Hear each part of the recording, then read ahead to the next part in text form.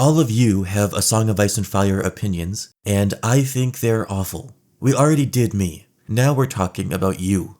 These are the worst double standards I see on the online forums and such. Plus a little bit of in-universe hypocrisy as well, since it's an interesting topic. The worst double standard by far is the perception of Daenerys.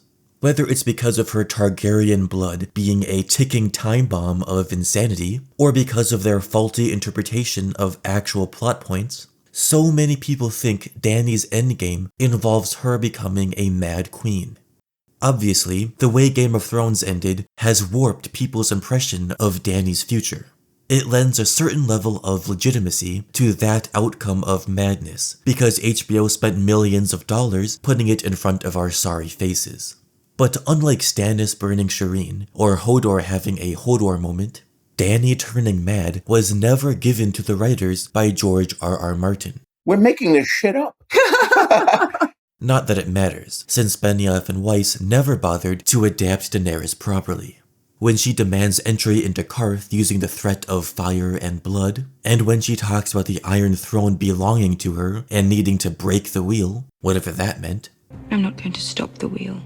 I'm going to break the wheel. We're seeing how it never mattered to HBO to adapt Daenerys faithfully. So why do so many people let the HBO series warp their perception of Book Dany? After Viserys died in Book 1, Dany felt obligated to continue her brother's quest for a Targaryen restoration in Westeros. She's the last of her line, the seed of kings and conquerors, and she must not forget. Dany grew up hearing Viserys talk about the Iron Throne, saying that all that had been taken from them they would take back. Viserys lived for that day. All that Daenerys wanted back was the house with the red door, the lemon tree outside her window, the childhood she had never known. I think it's pretty clear where Dany's priorities lie. She actively chooses to stay in Essos, abolishing slavery, while dreaming about home and a family and the house with the red door, with the Iron Throne acting as this goal for the future, almost an afterthought. If Dany wanted Westeros so badly, she would have left Essos when Jorah and Barristan wanted her to, and landed in Dorne to grow an army whilst her dragons grew in size. So if Daenerys doesn't want the Iron Throne above all else, why do so many readers suspect she'll want to fight and kill Aegon? The obvious answer is that Dany knows about the Mummer's Dragon riddle from Quaithe and the House of the Undying. And the meta answer is, fans need a way for Daenerys to break bad. When Westeros flocks to Aegon and hails him as their king, Dany will go crazy and sick her horde of foreign savages and eunuchs on the kind people of Westeros, and she'll murder her supposed nephew. Or, Dany is self-admittedly wary of all the prophecies and riddles in her life, and she'll actually be happy to hear she's not alone anymore, that she has family. Another issue I see is that Dany gets called mad, or at least on the road to madness, for actions just as violent or even less violent than characters who are never accused of insanity. This double standard is partly derived from the ill-conceived bias against Targaryen blood, which has been propagated by lines like this. They say every time a Targaryen is born, the gods toss a coin, and the world holds its breath. And quotes like this. And partly because Dany is a woman, and all the female characters in A Song of Ice and Fire are held to a higher standard of peace and morality than the male characters, even though George R.R. Martin has explicitly stated that we shouldn't do this. It seems strange that I have to say this. It's sort of a weirdly radical statement, but women are people, and they're driven by the same desires that drive men, I think. Desire for respect and power, a desire to protect their children. Common humanity. I just try to write my female characters as I write my male characters, you know. And while we're on the topic of inherently crazy Targaryen DNA, I find it strange how so many readers suspect Dany will end up going mad, but Jon Snow gets to be the main hero of the story. Azor Ahai reborn, and the prince that was promised, who is mixed Stark and Targaryen blood, and his Valyrian steel sword, and his more than likely ability to ride a dragon, make him a perfect candidate to save the world. Why isn't Jon accused of madness tendencies as well? He shows just as much, if not more, anger and hot-headedness than Dany. like when he attacks Alistair Thorne with a knife, or when he's a dick to Gilly about swapping her baby, and then moments later is a dick to Sam when the crow bites his hand. And let's not forget that Jon will be resurrected. And when people get resurrected in A Song of Ice and Fire, George likes them to undergo a change. I do think that if you're bringing a character back, that's a transformative experience. My characters who come back from death are the worse for wear. In some ways, they're not even the same characters anymore. Catelyn was a good person who turned into Lady Stoneheart, an insane woman hellbent on revenge. Jon was a good person, so what will he become after he's resurrected? Jon gets away with being snarky and outright mean because he's a man, and those are strong, masculine traits. But when Dany loses her temper with Barristan, that's a sign she's a cruel Targaryen, even though she immediately apologizes. People criticize Dany's angry decision to nail all those slave masters to crosses, but 1, they deserved it, and 2, Dany even starts to feel guilty about that until she remembers the dead children she was avenging. You know what, I'm feeling good. Let's debunk some other reasons people say Dany will go mad. First, it was too evil to crucify all the masters. Wrong. Dany only crucifies 163 masters, 1 for each child they had killed. Dany allows the masters to choose amongst themselves, and she allows the remaining masters to retain all their wealth. A huge mistake on Dany's part, but it's the opposite of evil. Plus, these are slave masters, the most comically evil group of people in the whole series, and Dany should kill more of them, in my opinion. Second, Dany told her Unsullied to kill children. Well, let's look at that quote and use some textual analysis. Slay the good masters, slay the soldiers, slay every man who wears a tokar or holds a whip, but harm no child under 12, and strike the chains off every slave you see. So Dany is saying children 12 years old or above are fair game to kill. Well, let's remember that there is no firmly established age of majority in Essos. While it's true in Westeros that most marriages are performed after the age of 16, there is no law about it there either. And we have a 14-year-old Robb Stark literally winning battles against the Lannisters. Blame George for this, not Dany. We must also remember that Dany herself is only 14 here, Trying to strike a chord, and was sold into marriage and lost her virginity at age 13, and gave birth a year later. In Dany's fucked up life, that's when she became a woman, so calling for the deaths of slave-owning nobility who are only her age or a year younger isn't really that hard to believe. To Dany, those are her peers, not children. Again, blame the young ages on George, not Dany. Third, Dany had that wine seller's daughters tortured by Skahaz for information regarding all the Unsullied killings. Do as you think best, but bring me names. Her fury was a fire in her belly. I will have no more Unsullied slaughtered. This is, in my opinion, the worst thing Dany has ever done. But you know what? King Stannis puts Theon in chains and hangs him from the ceiling. Is he going mad? Jon Snow puts captives in tiny freezing ice cells, some of which are so small there's not enough room to sit down. Is he going mad? Even King Jaehaerys, widely considered the finest ruler in Targaryen history, hung prisoners on the walls of the Red Keep while their guts spilled out to their knees. Was Jaehaerys mad? My point is, let's not criticize Dany for doing a little bit of torture when torture is an extremely common practice in these societies.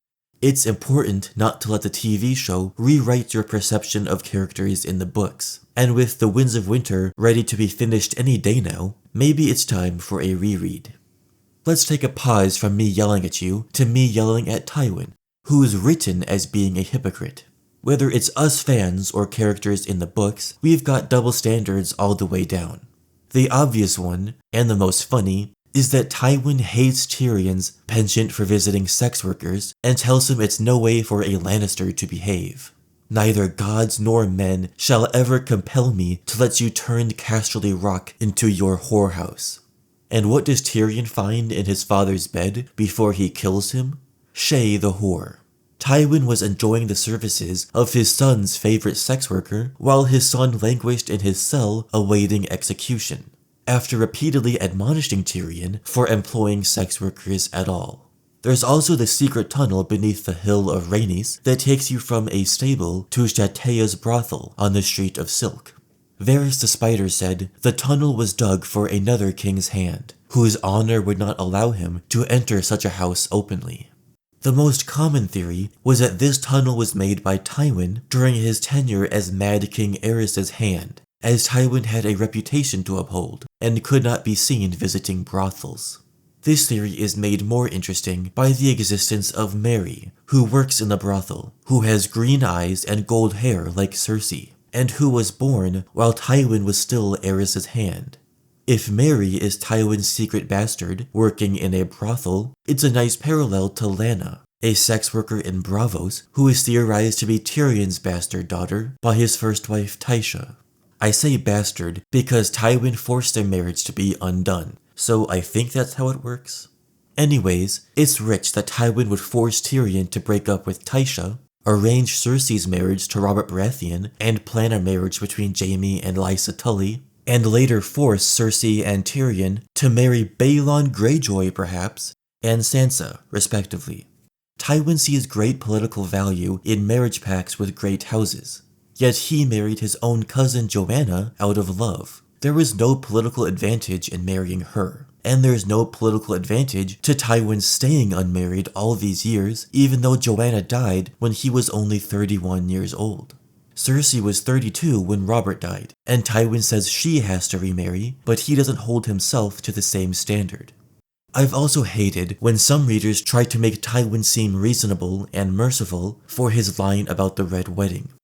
Explain to me why it is more noble to kill 10,000 men in battle than a dozen at dinner. Well, Tywin is ignoring the fact that Robb's army was massacred outside the castle. Thousands of men did die. It wasn't just Robb and Cat and his men inside the Twins. And let's not forget how Tywin lets Gregor Clegane rampage throughout the Riverlands, slaughtering and raping anyone he likes and setting villages to the torch. He doesn't care about limiting casualties at all.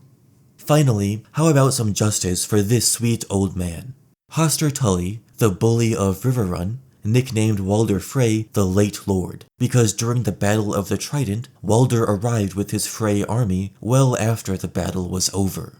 Clearly, Walder was being a prudent lord, waiting back to see which side would win before risking the lives of his men. Sarcasm aside, Walder earned his nickname. Westerosi culture honors bravery and loyalty, and Walder Frey acted like a scared, non-committal weasel. But so did Tywin Lannister, and folks don't mention that enough. During Robert's Rebellion, Tywin abstained from the fighting for nearly the entire war. He was King Aerys's friend and Hand of the King for many years, and there were questions which side he would join.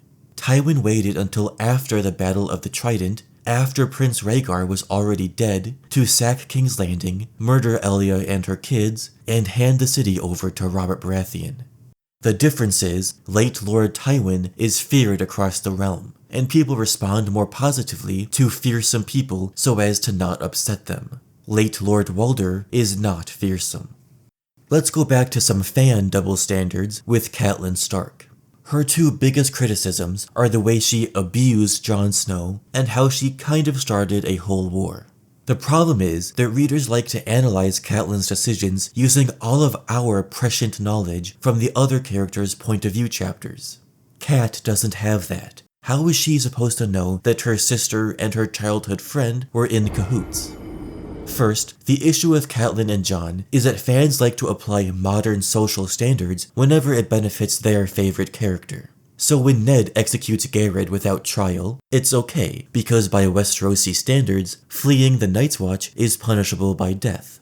But when Cersei is stripped naked and is forced to make a walk of atonement through King's Landing, we feel this is a bit too far and too inhumane a punishment even for Cersei, despite the fact that it's just something that happens by faith of the Seven Law. It happens to a character in House of the Dragon that I won't spoil, even though I highly doubt they'll adapt it. In Westeros, having contempt for bastards is just plain normal. It's awful, but everyone does it. And from Cat's point of view, Jon is not only a bastard, but her own husband's bastard from another woman, who Ned insists on raising at Winterfell with Catelyn's trueborn children. Every time Catelyn sees Jon's face, she has to remember Ned's infidelity. Now, I won't excuse Cat telling Jon she wishes he'd have fallen from a tower instead of Bran, because that's messed up no matter how much you're grieving. But let's not make Jon more of a victim than he really is. Jon was raised wealthy in a great lord's castle, is best friends with the future lord of Winterfell, is trained in combat with castle-forged steel by professionals, never has to worry about his next meal or where he'll have to sleep. Jon's doing fine. Would it be more optimal if Cat treated him nicer? Yes. Is this a legitimate reason to call Catelyn a terrible person? I don't think so. Now let's talk about the war. Lots of people blame Cat for starting the War of the Five Kings by arresting Tyrion, but everyone likes to forget that Cat didn't want to arrest Tyrion. In that chapter, Cat was trying to avoid Tyrion and only arrested him once Tyrion recognized her, because if she hadn't, then Tyrion would go home and tell Cersei about this, and Cersei would think Ned was onto her and Jaime. Also, Catelyn was willing to give Tyrion a fair trial, because that's how it works in Westeros. Tywin is the weird one for going on a rampage and starting a war instead of participating in a trial. Catelyn couldn't have predicted that Cersei would kill Robert and that Tywin would break the king's peace. If other people could just act normal, the Starks would have had a clean victory. Catelyn gets lots of hate for her actions during the war, especially her release of Jaime from prison. But let's remember that Catelyn gave very solid advice to Robb, which he ignored. Catelyn told Robb to send someone else to Pike and keep Theon Greyjoy close. Not only did Cat not trust him, Ned had given her instructions, which she dutifully relayed to Winterfell, mind you, that Theon should be kept close as insurance against Balon Greyjoy. And it was Robb's mistake to betray Walder Frey. Catelyn wanted him to forget about Jane Westerling, lay down his sword, and marry a Frey girl so they could all live safely. It was Robb's mistake to trust Roose Bolton. Cat advised against giving the command of the Eastern Host to Great John Umber, but it was Robb who picked Roose Bolton. Of course, my point isn't necessarily that Robb should have known better. He was only a kid. But let's not blame Catelyn for decisions Robb makes. Finally, the big one. Catelyn advised Robb to trade Jaime Lannister for the Stark girls, but Robb says, "I won't free him. Not even for Arya and Sansa." So, desperately, Catelyn frees Jaime herself, saying Brienne will bring the girls back safely because both Tyrion and Jaime swore to honor the deal. Most readers, and most folks in the story, call Catelyn stupid and naive for sacrificing their most valuable prisoner. But the thing is, Catelyn was right, and people don't give her credit. She says that Jaime would soon be murdered in his cell by one of the Northern Lords whose sons he killed in battle. And if that happens, Ned, Sansa, and Arya were as good as dead. This is true, and it's also true that Jaime really did plan to honor the deal. When he finally makes it back home, Sansa and Arya were already gone, but he gives Brienne the Sword Oathkeeper and the Squire Podrick to scour the country until they find the Stark girls and return them home. Catelyn made the right decision to free Jaime, and Robb was wrong. He was wrong about Jaime, he was wrong about trusting Theon, he was wrong about not keeping Edmure in the loop about his plan to trap Tywin, and he was wrong to marry Jane Westerling.